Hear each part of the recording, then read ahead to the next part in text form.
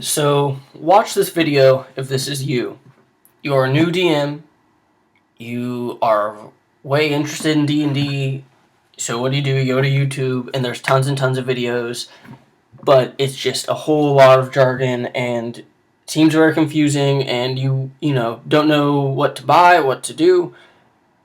This video is essentially just for a new DM, you're starting out, you don't need to buy almost anything. You don't even need to buy the book. This is just how you get your friends to just join up and play with you. You get started in like a day tops. It's super easy, and it kind of bothers me a lot of times because if you want complexity, D&D certainly has that. And 5th edition, even though they say all the time that it's quote unquote streamlined, it still can be extremely like detailed if you want it to be. But D&D doesn't have to be like that, and the vision that a lot of YouTube and stuff gives, I feel like, especially to new people who are interested into the game, is that it's like some crazy extreme math based thing. No, it's a role playing game. It's super easy. You can get started like that.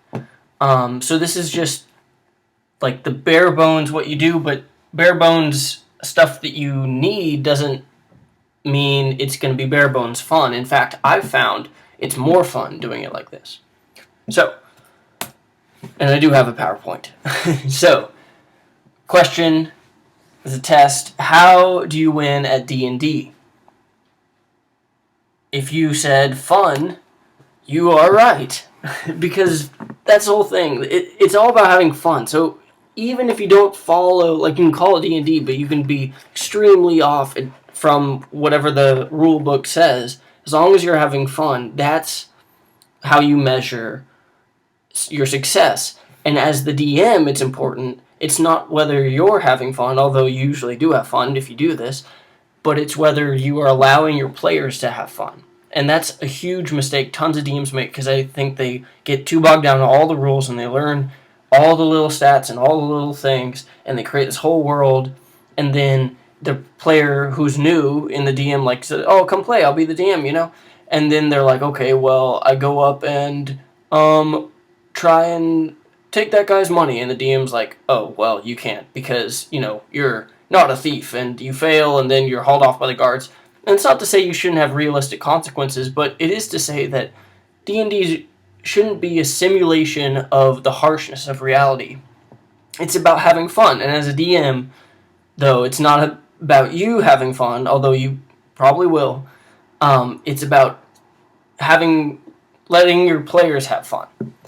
So if you want to win, that's how you do it.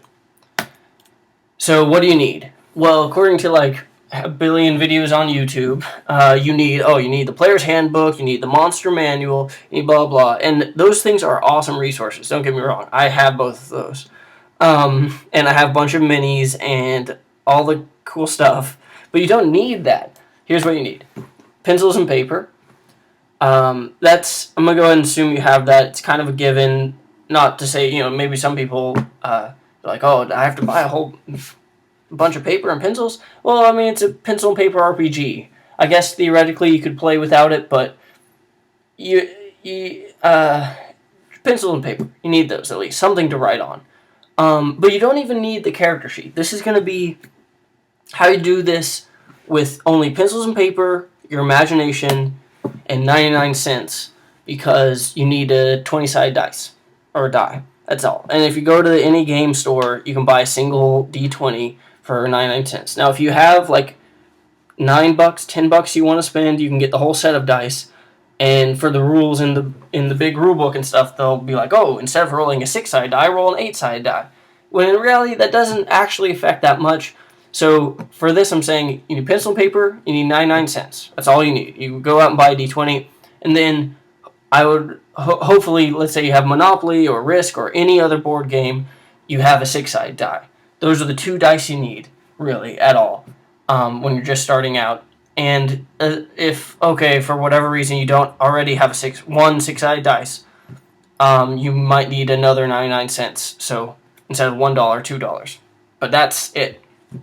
And now the D20 is going to be the one you roll for skill checks. do I do this or do I fail at doing this?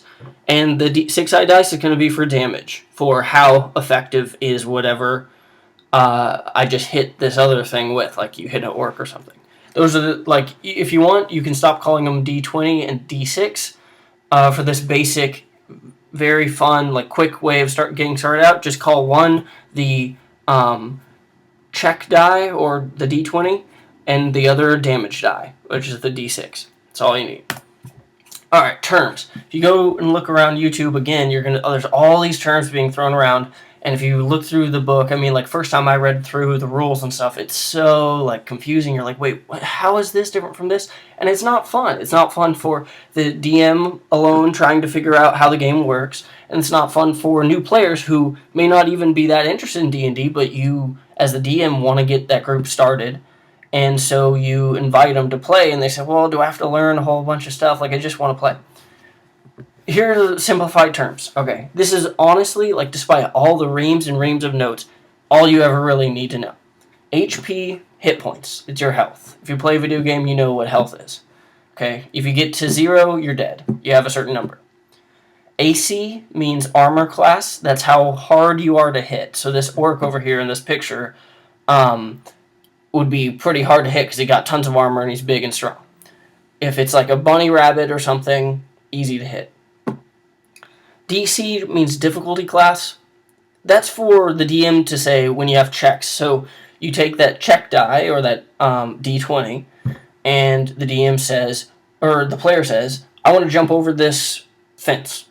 And then the DM gives them a DC, a difficulty class, which is a number between 1 and 20, although if it's too low, it'll basically be an automatic pass a lot of times. But 10 is about average. So 10 is the DC for an average person who has a 50-50 shot of getting it. So for jumping over a fence, you're like, okay, well, it is a 10 check. And then there are certain skills, so it might be a acrobatics check. We're doing it so streamlined that if you really just want to have fun, you don't want to focus in on, okay, exactly what skill does this fall under? Because that can come later.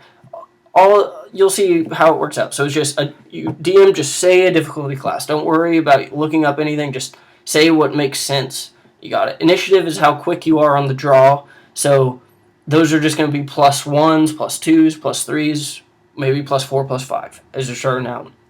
And that is who goes first in a round. So in D&D, there are two different modes. One where you're kind of more zoomed out and you're just saying like, okay, well, we want to walk to this village. And then the DM's like, okay, well, as you're walking to the village, you encounter this guy, but that's about it.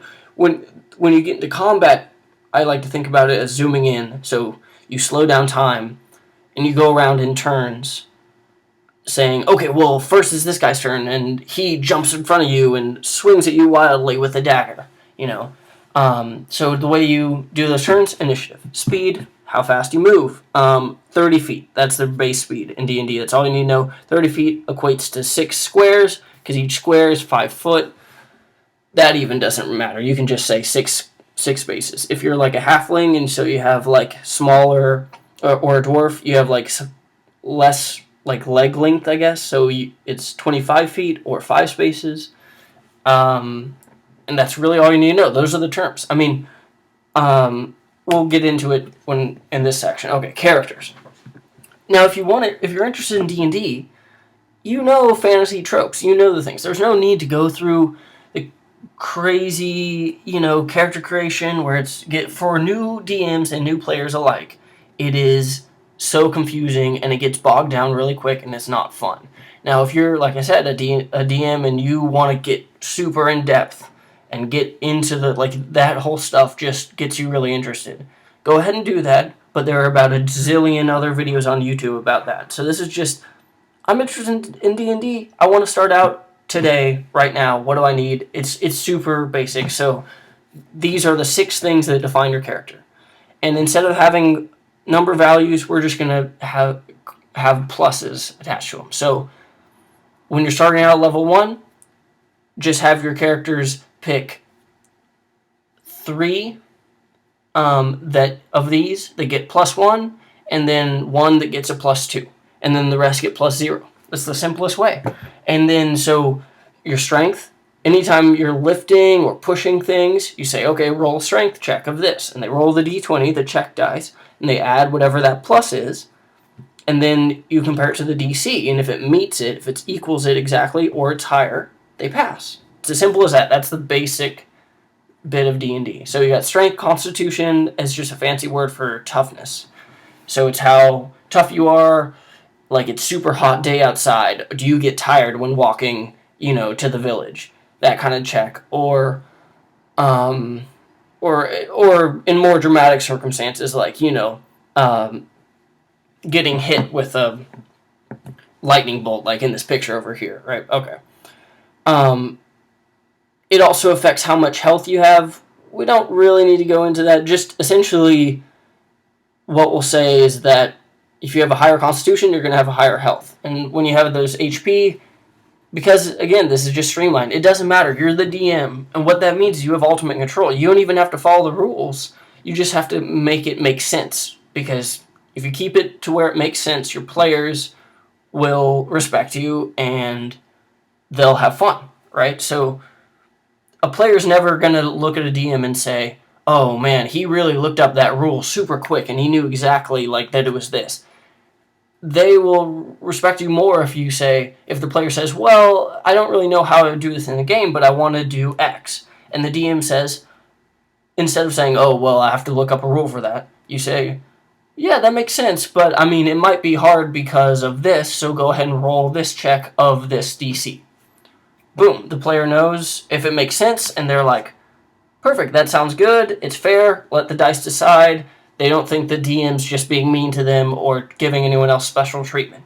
So it's as simple as that. Dexterity, again, a fancy word for how nimble you are, how quick and rogue-like, Intelligence, it's intelligence, as well as spells for wizards. Wisdom is going to be how, intuitive you are and how you can, when you're talking to people, it's, how people will talk about, IQ versus EQ? You're, someone who doesn't have good people skills, but who's very smart, in this game would have a high intelligence, but they wouldn't have that good of a charisma or wisdom. So wisdom's you're perceiving what people want, you are having common sense, street smarts almost. Charisma is how good you are at lying, talking to people, complimenting people, getting what you want through non-violent means, negotiation. So have them pick those things, 3 that are +1, one that's a +2, and then as they level up, just have the as you see fit, have the modifier numbers go up. And there are specific, again, rules for this, but just ignore those. Make the game your own. You don't even need the character sheet. It'll have, don't download the PDF if you're just starting out of the character sheet, because it'll have a bajillion spaces for weird numbers that you have no idea what to put there or what they mean, and they are so specific and detailed that even in the actual practice of playing D&D, you never even need them. These are the things you need. Have those be low pluses, and even if you want, if these words are too, dated by now, just make up a synonym, So just have be strength, tough, quick, smart, wise, and clever or something, or just charisma, because people know what charisma means. And then new players who are just well, sure, I've heard of D&D, I'll play with you if you want to be the DM or whatever. Sure, okay. And they say, yeah, I want to have a funny, thief who is always wisecracking. So they give their highest pluses to those ones, and you're set to go. And then for HP, remember those last things in the previous slide, that's all you need to write down for the other bits of the character, essentially. So for when you're just starting out, a really tough character, 20 to 30 health points or hit points. For a fairly weaker character, 10 to 20. And as the DM, you make that up. You make the call. And so what I want to emphasize here is that it's what I like to call reverse DMing. You're DMing for the game. You're not making up these an elaborate system of rules in which the world works, and then the players navigate that. What you're doing is you're saying, okay, what would be fun for the players? And then let's just make quick, simple, and common sense rules that facilitate those. So just have a simple hit points, right? And then what are players going to want to do? They're going to take damage. And so, a weak enemy might do 1 damage dice divided in 2, like a half of that, which we said was a 6-sided die. So you round up, but you just roll a 6-sided die, and it's going to be 1 to 3 damage. But something extremely strong, you may have like 3 6-sided dice rolls all add together, so it has the potential of doing 18 damage. Crazy, right? Okay, so that's it. It's so easy. As the DM, you decide, and and this is also important. Don't tell the players that you're doing this on the fly. Just say, yeah, that's going to be a 3d6 instead of a 2d6 damage or something like that. And the same goes for the player's damage. Don't worry about, oh, well, I have chainmail and that weighs me down this much and I'm not sure if... No, just, okay, if you have a dagger, say, okay, with the dagger, it's really easy to hit, but doesn't do that much damage. And maybe you get 2 attacks or some cool special ability. For the big Warhammer, you get only 1 attack, and it does a ton of damage, but, you might have to have a really big strength score to hit. So the way to do attacks, by the way, is that the monster has an AC, just like the characters do, armor class. You roll, you add whatever that the number is on one of these values. So if it's strength, let's say they had the +2, you roll d20, add the 2. If it hits, if it meets that armor class, you hit. And again, same with the DC, an easy to hit enemy like a goblin or something, armor class of around 10. Now, the monster manual and stuff, they'll go into far more detail and they'll have actual specific numbers. But again, you're the DM, make it your own. Even just invent monsters. Like, who's to say it has to be, okay, you kill goblins, and then once you kill enough goblins, you kill orcs, and once you kill enough orcs, then you start hunting kobolds, and, you can make up, you say, okay, well, these are zombie goblins, these are zoblins, and they're very slow, but, and then say, but every turn, I roll a 6-sided dice, and if I get 5 or higher, another zoblin comes out of the ground. Just crazy rules like that make the game fun.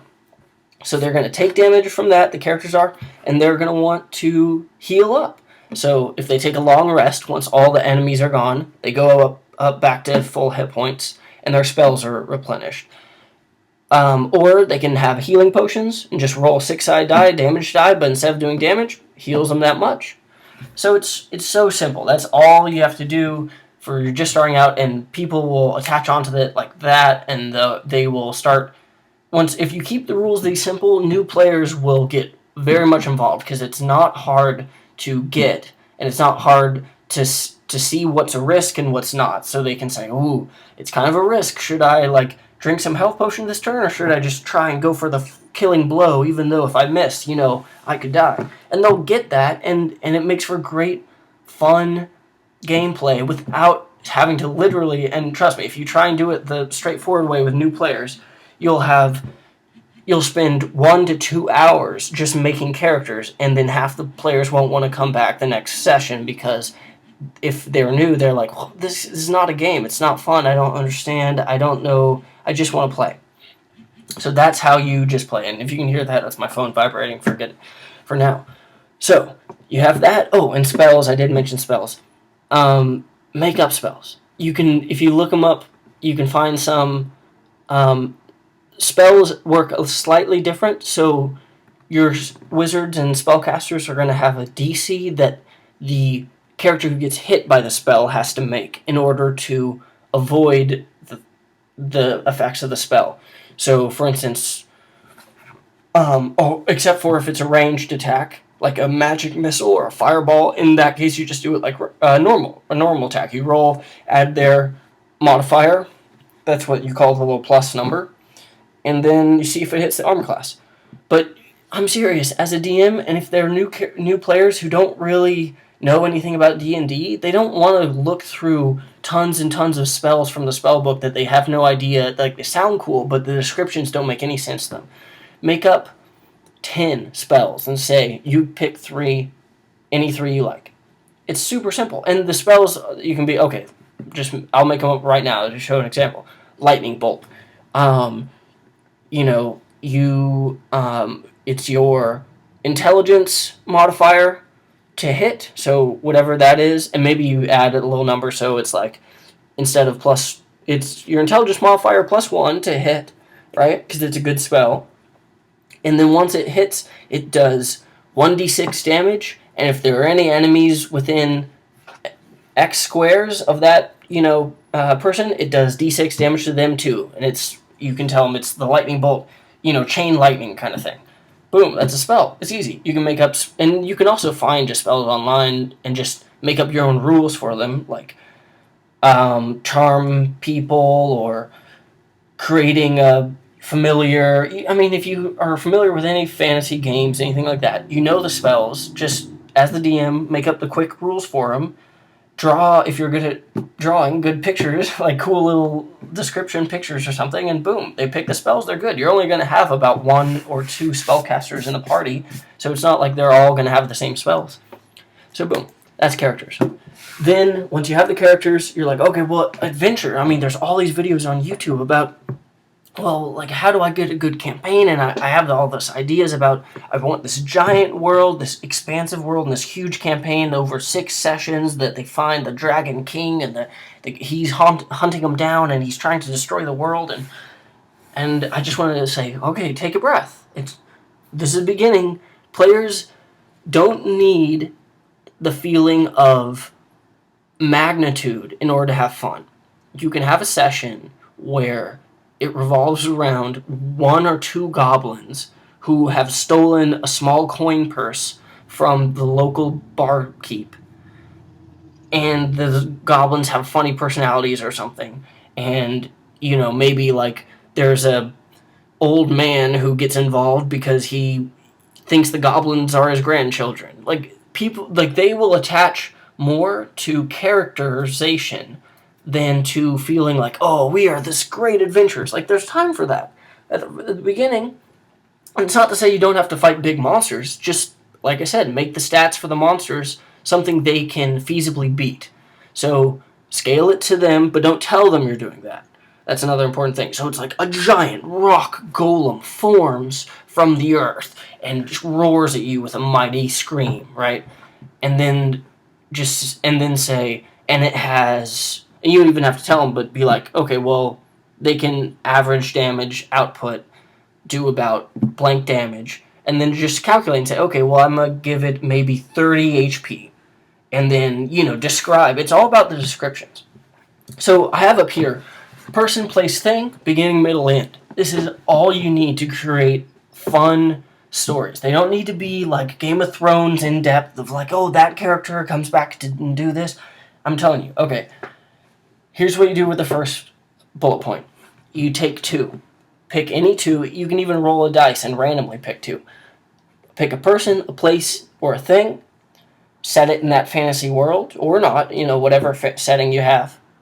And then how do they relate to each other? And you've got a story almost. All you got to do is create tension.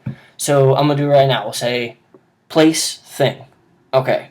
Place, I'm going to say temple, like a religious temple of some kind. And I'm imagining like a big stone dwarven temple. Thing, a sword. And because you want to create tension, you don't want to just say, okay, well, in this temple is a sword and there's nothing happening.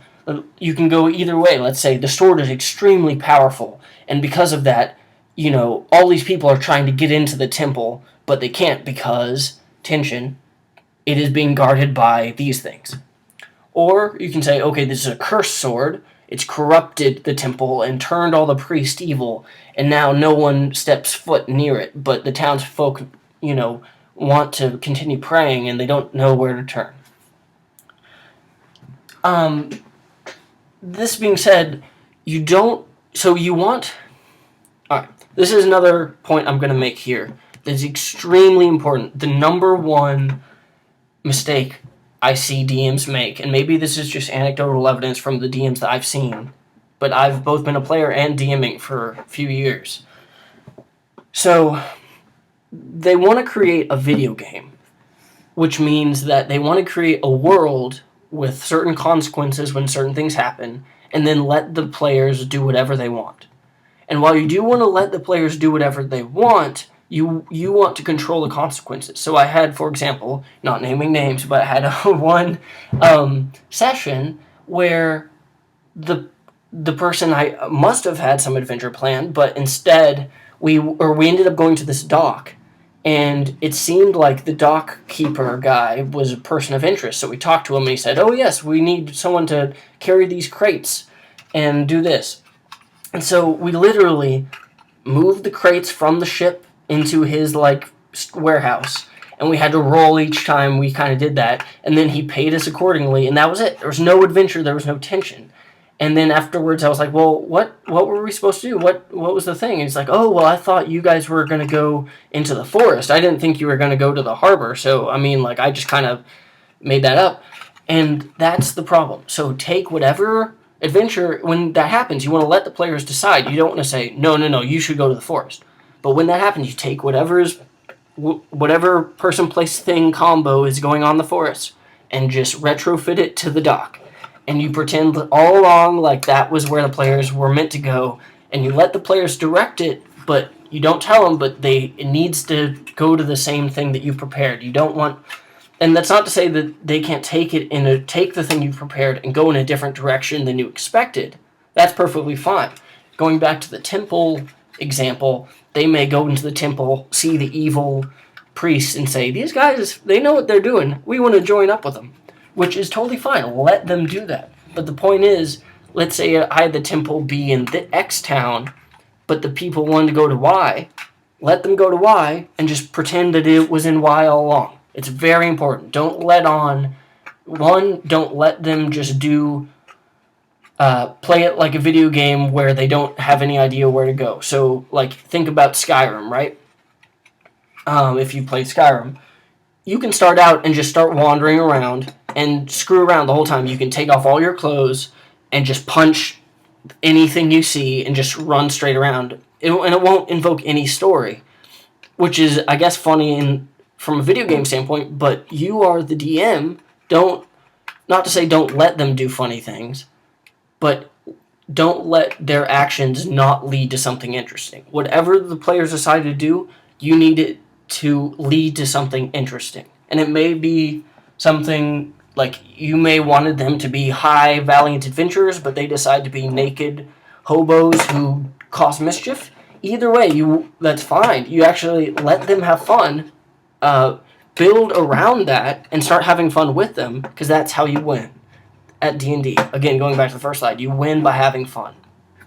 The second point here is beginning, middle, and end, and it is almost over, so I'm sorry if I'm rambling, but this is another really important thing for story. A lot of times, adventures will get stalled because people are at one plot point and they haven't gone to the exact place that the DM wants them to reveal the next plot point, and the players don't know what to do. Don't let that happen as the DM. Don't tell them where to go, but instead retrofit it, just like I was talking about before. So if you are going to have an adventure that lasts one session, you're going to have 3 encounters. A beginning, a middle, and an end. If you're going to have an adventure that lasts over multiple sessions, which just means that the time when you and your friends get together and play D&D, then divide that number of sessions by 3 and allocate beginning, middle, and end to them. It's very important you keep the same, because people are used to the structure that they see in movies and TV and everything. Beginning, you're introduced to the conflict. Middle, you get on your way to resolving conflict. And you have the climactic scene and resolution. It's freshman year English class. But you'd be surprised how naturally people will fall into this without you having to tell them. You just have to make sure that that you do your part. So these things, so you take a person place combo and you put it in each of these little nooks. So in beginning, you're gonna have a person place combo, middle person place combo, and you're gonna have the main person place combo kind of thing. And you want it to revolve around the same story, but let's use the temple example. So you want the ending to be and I'm just going to use the cursed sword thing. So, right, so our place is the temple, our thing is the cursed sword. It's in the temple corrupting it, right? So we know the ending. The ending is going to be the final chamber of the temple where the cursed sword is stabbed into the altar and gooey black ooze is eking out and corrupted monsters are lurking. We know that one. Okay, well, what's going to be our beginning? Well, they need to be introduced to this problem. So, a town. All right, we got a place. Now we need one other. Okay, why don't we do person? We have none person. So, the beginning encounter is going to be they meet a person in the town who explains and shows them this problem. And you can get extremely wild with this. This can be a villager who approaches them and then suddenly mutates into a horrible monster. And then they want to investigate, like, what the hell? Or it can be just a friendly person who's like, oh my god, you have to help our village. Very straightforward that way. Now, you do want to hook them here. If your players, a lot of times they'll want to have adventures, but if they are kind of in the mood for just fucking around, you don't go against them because they're having fun that way, you go with them. But you can still hook them. And the way you do that, so let's say they're screwing around, so the little villager comes up and he's like, oh, help, my village, it sucked. And then one or two of the players just feels like screwing around, and they're like, and they maybe, don't take it seriously, but that's fine. Again, you want them to have fun. So if they don't take it seriously, you let them not take it seriously. So they say, like, well, I pull up his underwear and give him a wedgie. You say, okay, he squeals and, does a wedgie, right? But instead of saying, no, you can't do that, or you do the wedgie, nothing happens, now what do you do? Which is essentially the same thing, because you're saying this path has led to a dead end, go back and try a different path. Players don't like that. So they pull the wedgie, and now, instead of saying this is a dead end, you keep it going. So you give him a wedgie, and suddenly he mutates into this horrible beast that says, oh, you give me a wedgie? And he starts screaming, and then acid shooting out, and then, again, and then the players get into it. And then maybe even the big monster starts giving the players wedgies. And then here's the hook. You have him get away. You take something from the players, you take something the players want to do, and you're going to give it to them, but you leave it for later on down the thing. So even if they feel like fucking around, you give them a little bit of fucking around, and then you insult them, like, have the character insult another character, which is another good way of getting people who just want to screw around involved in the plot. Because if they're just in the mood for pranks and dumb humor, well, do that to them, and they'll be like, huh, you fart in my face, I will smite you back, and then you get him involved, and you say, okay, you almost get him, but he gets away. And you don't do that by just telling it, you want die rolls to do it. So even if they catch up with him, maybe he melts into goo, and then they are left with only goo-riddled clothes. So that's what you want to do. And you want to get, so then let's say that's our beginning. Now we need a middle, which would be begin to solve. So in begin to solve, they get to the temple. Let's pick another thing. So we have a place again.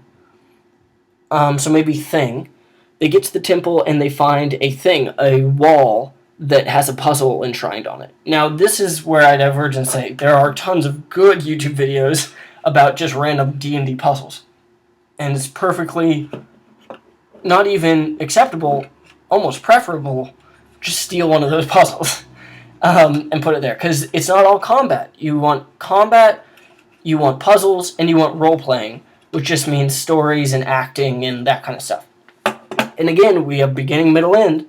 So give one of them to each of them. All right, so doesn't matter which one gets it, but you need one, either the beginning, the middle, or the end to have combat. You need one beginning, middle, or end, to have a puzzle or some sort of problem solving that's non-combative. Although it could, theoretically, like, let's say it's like, you have to kill this golem to push this button or something, but you get what I mean. And a roleplay one, where you need to get information out of a person, or you need to pretend to be someone that you're not, something like that. So you want those three things. So each of the beginning, the middle, and the end is going to have a combination of a person, place, and thing, with two of those being emphasized. And it's going to have either I really should put 3 bullet points and have roleplay, combat, and puzzle put up there. So that's all you do to make an adventure. It's super simple, and I'm serious. You just take a person and a place, or a person and a thing, or a thing and a place, and you have made an adventure.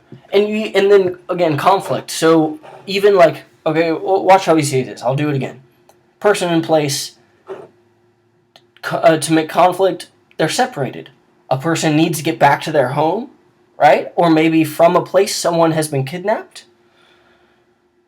You can do it with things as well. A thing and a person, someone has lost their locket and they need you to retrieve it. It doesn't have to be huge armies battling and some kind of epic thing. There's time to get to that. Again, when you're just starting out, it's more about characterization and just getting the players to have fun. And they don't need a huge thing to have fun. They like a huge story that's super complex. Often they only need one combo of a person, place, and a thing. Anyway, so that's my PowerPoint. I hope this has been helpful.